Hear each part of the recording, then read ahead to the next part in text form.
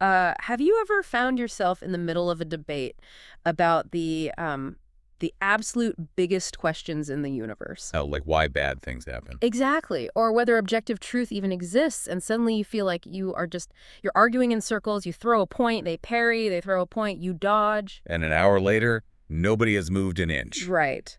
It is an incredibly frustrating loop that leaves everyone exhausted, and honestly, no one is ever persuaded. It's a profoundly universal experience, really. And it usually happens because we get so caught up in the specific points we're trying to make that we completely miss the underlying architecture of the argument itself. Yeah, we miss the forest for the trees. Exactly. To truly understand multiple perspectives, especially on topics of this magnitude, we have to look at how arguments are constructed, not just what they conclude. I mean, we really have to examine the hidden premises that both sides are bringing to the table.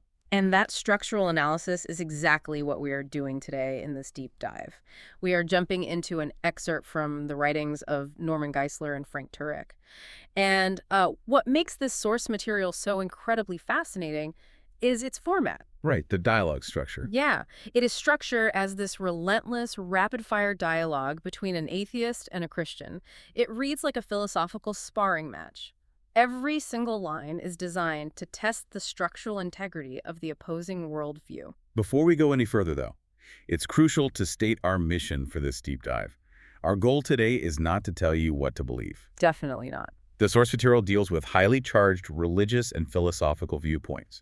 We are not endorsing one side over the other here. Instead, our objective is to map out the intellectual chessboard for you. We want to extract the logical maneuvers, the analogies and the philosophical traps used in this text so that you can understand the mechanics of these worldview-defining arguments. Exactly. We want to give you the ultimate shortcut to understanding the shape of this classic debate. So let's step right into the ring.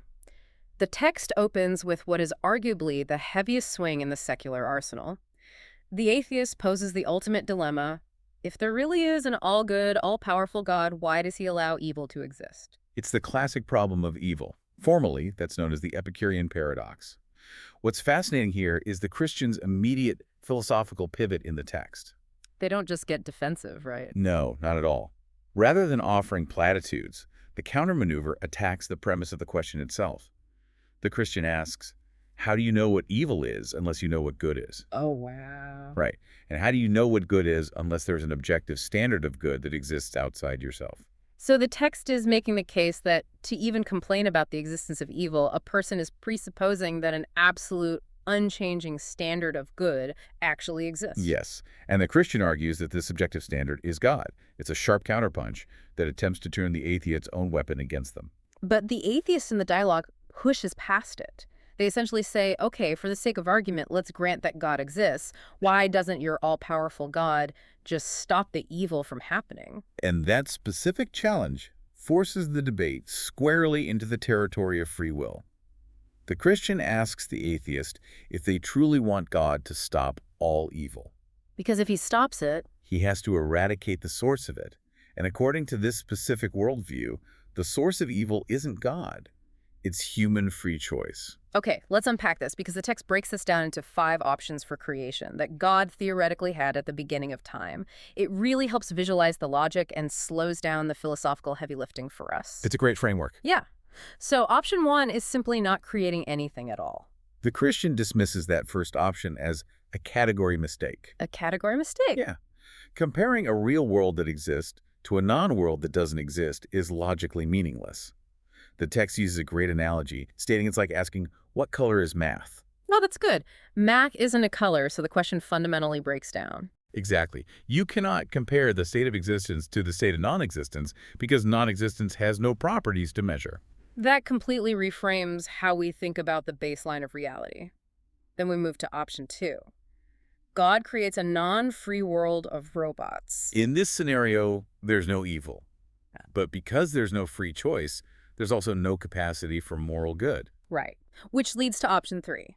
The text proposes a free world where no one ever sins. The pushback here is that forced freedom is an oxymoron. Yeah, that makes sense. You cannot have a world of genuinely free creatures and simultaneously force them to never make a wrong choice. The moment you guarantee their perfection, you have revoked their freedom. Dropping you right back into option 2 with the robots. Precisely. And that constraint leads right into option 4, a free world where people sin, but everyone is eventually forced to accept salvation. Which hits that exact same logical wall. You cannot force a free choice without destroying the freedom itself. That leaves us with option 5, which the Christian argues is the actual world we live in.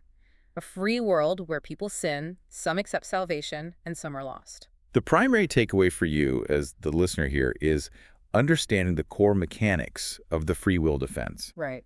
The Christian is asserting that free will is the absolute prerequisite for a moral universe. If you remove the capacity to choose evil, you simultaneously destroy the capacity to choose good. You destroy the ability to love. Exactly. Love, by definition in this framework, requires a voluntary choice. It cannot be programmed. The atheist in the dialogue doesn't let that stand unchallenged, though. They shift the focus from the origin of evil to the sheer, overwhelming volume of suffering. The atheist argues that the sum of human pain is simply too enormous to justify. And the counterargument to this introduces a highly specific temperature analogy to reframe how we perceive collective suffering. Right, the text argues that the concept of a sum of human pain is basically an illusion. Yes. The Christian proposes that if it's 80 degrees in Manhattan, 85 degrees in Brooklyn, And 80 degrees in Queens. right, no single New Yorker is walking around experiencing 245 degrees of heat. Everyone only experiences their own individual temperature. In the same way, nobody experiences the aggregate sum of human pain. We only ever experience our own individual threshold of suffering. Correct. I hear that logic, but looking at it from the outside, doesn't a shared tragedy, which they bring up next in the text, doesn't that create a collective, compounded trauma that goes far beyond an individual thermostat? It does feel that way. Right. When a whole city or nation grieves, that feels like a cumulative sum of pain that goes beyond one person's isolated experience. That is a natural objection, and it raises a critical question about timelines and ultimate purpose in this debate. What's fascinating here is how the text addresses it. Right, even if we accept that pain is individually processed, why is this deity waiting? Why not end the suffering right now? The text actually addresses this by referencing the biblical book of Romans, chapter 11, verse 25. The Christian argues that God is waiting for a full number of believers to voluntarily choose heaven before closing the curtain on this world. So the delay isn't impotence. It's patience designed to maximize the number of free will choices for good. That's the argument, yes. But while that patience is operating on a cosmic scale, people on Earth are still hurting. The text attempts to reconcile this by introducing the concept of the world as a gymnasium for the hereafter. The argument is that this world was never intended to be a perfectly comfortable home, but rather a training ground for virtue. The gymnasium concept is vital to understanding the architecture of this worldview. It really is. The assertion is that virtually every valuable lesson human beings learn comes from hardship. Good fortune tends to deceive us into complacency, while bad fortune teaches us reliance and resilience. You cannot develop courage if there is no genuine danger. And you cannot develop perseverance if there are no real obstacles to overcome. The text uses a Super Bowl analogy to illustrate how this earthly gymnasium connects to eternity, which I thought was brilliant. It's a very accessible metaphor. So imagine the winning locker room after the Super Bowl. Every single player on the team gets a championship ring. They are all thrilled to be champions. But the Christian asks the atheist to consider the MVP who took the hardest hits all season, who fought through the toughest battles and played through injuries. Does that MVP enjoy the victory more than the third-string quarterback who never played a single down? Exactly. The underlying premise is that enduring hardship and developing virtue on earth actually expands a person's capacity to appreciate and enjoy eternity. The third stringer is joyful, sure. But the MVP possesses a vastly deeper capacity for that joy because of the immense friction they endured to achieve it. That fundamentally changes how you view hardship. The MVP's struggle actually became the currency that bought their deeper appreciation of the win. The Christian is essentially arguing that life is a structured game with rules, a referee, and ultimate rewards. If we connect this to the broader philosophical picture, the text is stating that if there is no eternity, then neither our earthly pleasures nor our earthly pains have any ultimate lasting purpose. They're just fleeting biological occurrences. Right. But if eternity is real, then the evils and struggles of this world might be serving an eternal purpose, even if our limited perspective prevents us from seeing the complete picture. And that limitation of perspective becomes the central battleground for the next phase of the dialogue. The atheist challenges the gymnasium concept by pointing to visceral, seemingly purposeless mass evil. They specifically bring up the 9/11 terrorist attacks. They ask what possible good purpose could come from something so horrific and destructive. The defense presented here relies entirely on the concept of human finitude. The Christian quotes the famous author C.S. Lewis, who wrote that pain is God's megaphone to rouse a deaf world. A megaphone to rouse a deaf world. Yes. The text argues that extreme tragedies can shock a complacent humanity into pondering ultimate questions. They can forge unprecedented community solidarity, and sometimes lead individuals to profound spiritual awakenings that wouldn't have occurred in a state of comfort. The text also emphasizes that human beings are simply incapable of calculating all the variables. They use the classic movie It's a Wonderful Life to make this point. Jimmy Stewart's character, George Bailey. Yeah. George Bailey gets to see how his one seemingly insignificant life impacted countless others in ways he never realized, preventing tragedies and creating good just by existing. It's a vivid illustration of an unseen, incredibly complex web of causality. The Christian argues that billions of human free choices interact every single day across the globe. And we cannot see the future, nor can we trace how a singular tragic event might ripple across decades or centuries to produce an ultimate overriding good. Therefore, the argument asserts that just because our limited human minds cannot conceive of a good reason for a specific tragedy, it does not logically prove that an infinite God lacks one. Here's where it gets really interesting, though. Yes. To really test this idea, the dialogue shifts gears and brings up Rabbi Harold Kushner's famous book, When Bad Things Happen to Good People. To put this in perspective for you listening, Rabbi Kushner's book was a massive cultural phenomenon, precisely because it offered immense emotional comfort. It presents a paradigm where God is entirely good, weeping alongside us during tragedies, but he simply lacks the omnipotent power to stop the bad things from happening. It essentially gets God off the hook for the evil in the world. But that emotional comfort is exactly what the Christian worldview in this text sacrifices in favor of unyielding logical consistency. The Christian completely rejects Kushner's premise on two fronts. First, they argue that both biblical texts and scientific evidence, such as the universe being created out of nothing, point to a God who is infinitely powerful. But the second objection is a profound philosophical challenge to modern sensibilities. The Christian takes issue with the very title of Kushner's book, arguing that the question, why do bad things happen to good people, is built on a universally accepted but entirely false assumption. The text sets up a conversational trap to prove this point. I love this part. The Christian asks the atheist point blank, have you ever stolen anything? The atheist admits, well, yes. Then the Christian asks, have you ever lied about anything? The atheist says no. And the Christian immediately shoots back, you're lying. Got him. This reveals the atheist to be, by their own reluctant admission, a lying thief. It's a highly effective rhetorical device used to introduce the theological concept of human depravity. And the Christian bolsters this uncomfortable idea with quotes from major historical figures. They cite St. Augustine, who argued that all humans are born with a propensity to sin. They also point to the secular realm, quoting American founding father James Madison, who famously noted that if men were angels, no government would be necessary. So rather than viewing humans as inherently good people who occasionally stumble into bad behavior, this worldview sees humans as inherently flawed beings who naturally gravitate toward selfishness over generosity. That is a massive paradigm shift. Because of this inherent flaw in human nature, the Christian argues that Kushner has the question entirely backwards. Right. If everyone is guilty measured against a standard of absolute perfection, the real mystery isn't why bad things happen to good people. It's why good things happen to bad people. It fundamentally moves the baseline of human existence. Modern society generally operates on an assumption of deserved comfort, that we are owed a good life. But this worldview shifts that baseline to an acknowledgement of inherent flaw, making any good experienced a matter of unmerited grace rather than a guaranteed entitlement.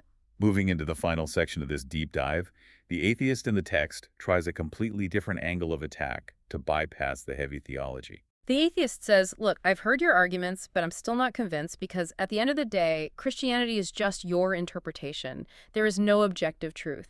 This is where the Christian employs what the authors call the roadrunner tactic.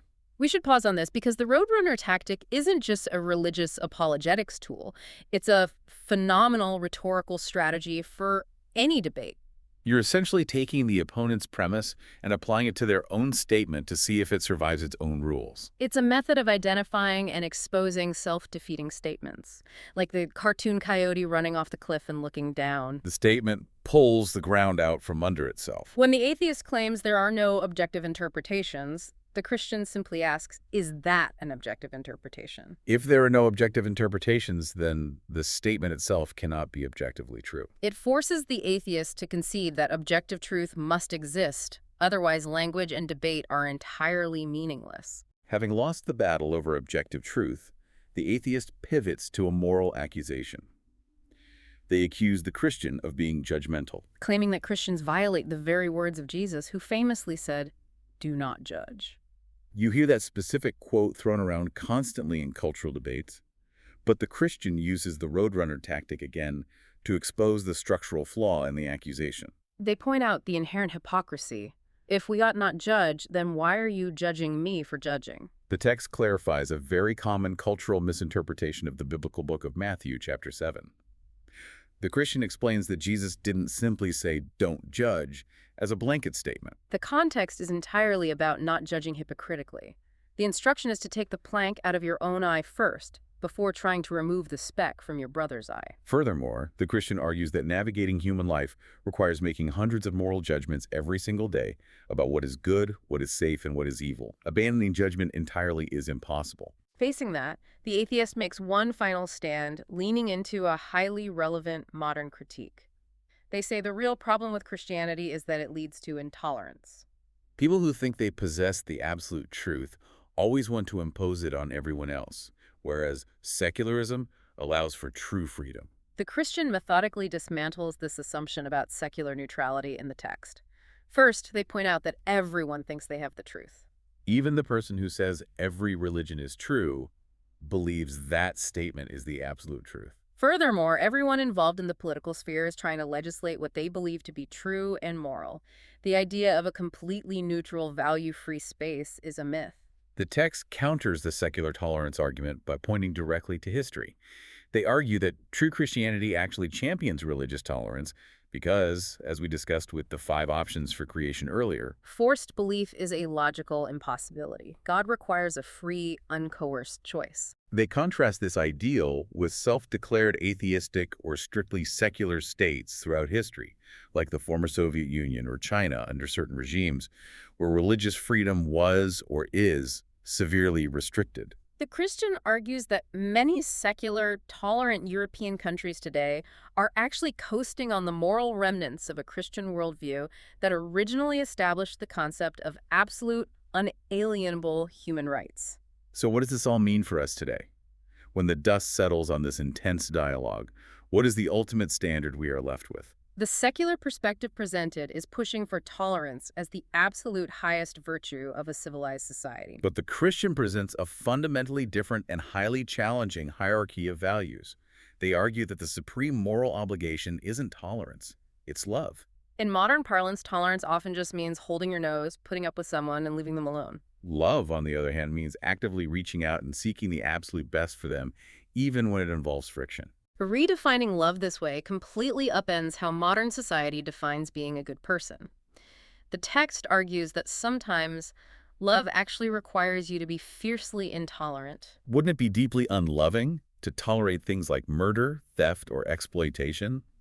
You have to be intolerant of actual evil if you truly love the people affected by it. The focus, the text concludes, has to be on pursuing what is objectively true and morally good, not just what is politically or personally comfortable in the moment. Which brings the entire dialogue full circle. From the origins of evil to the definition of love, the mechanics of these arguments rest entirely on the existence of free will and an objective standard of truth. You cannot have the capacity for deep love without the freedom to reject it, and you cannot define what is worth loving without an ultimate standard of good. We have covered a massive amount of intellectual ground today. We really have. We've mapped out category mistakes, the illusion of subjective truth, the concept of the sum of human pain, and the incredibly profound implications of free will. Whether you find yourself agreeing with the atheist or the Christian, you now possess a much deeper understanding of how these worldview-defining arguments are constructed. You've seen the hidden premises and the logical traps. You now know how to read the chessboard. As we wrap up this deep dive, I want to leave you with a final thought to mull over. Ooh, right. The text heavily emphasizes that free will and the possibility of pain are the absolute prerequisites for love and virtue. Suffering is framed as the necessary gym equipment for building the human soul. Right.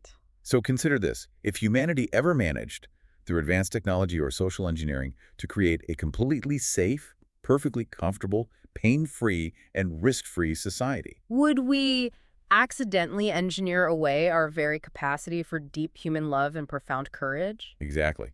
If there's no risk, is there any real virtue left? Now, that is a question that will keep you up at night. Thank you so much for joining us on this deep dive. We hope it gave you some amazing aha moments and a new structural perspective on how to navigate these giant debates. Keep questioning the premises, keep learning the mechanics of the arguments, and always keep looking for the bigger picture in the information you consume. Catch you next time.